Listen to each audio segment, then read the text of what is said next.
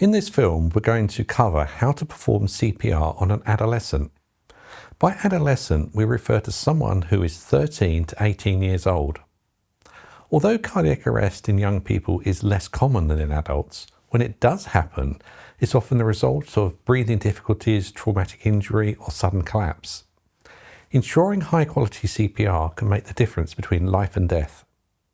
First, check the scene is safe for you and the adolescent. Gently shake the person or tap their shoulders and ask loudly, "Are you okay?" If there's no response, and as soon as you recognize they are unresponsive, shout for help, and if you're alone, dial 999, put your phone on speakerphone, and start CPR without delay. The EMS operator will be able to help you. If someone else is present, ask them to call 999 immediately. Put the phone on speaker and ask them to locate an AED while you begin CPR. Open the airway with a head tilt, chin lift maneuver. Look for chest movements, listen for breath, and feel for air movement for no more than 10 seconds. Because the causes of cardiac arrest in this age group often involve respiratory problems or trauma, rescue breaths are particularly important. Give 5 initial rescue breaths, seal your mouth over theirs, pinch the nose, blow gently for about 1 second, and look for the chest to start rising. Then deliver 15 chest compressions. Place your hands in the center of their chest on the upper half of the sternum between the nipples.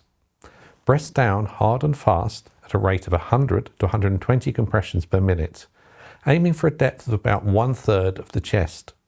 Allow complete chest recoil between compressions and try to minimize pauses.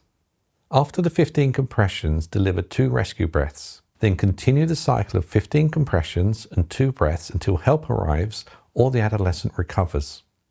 If an AED is available, switch it on as soon as possible and attach the pads while you continue CPR, no matter where you are in the CPR cycle.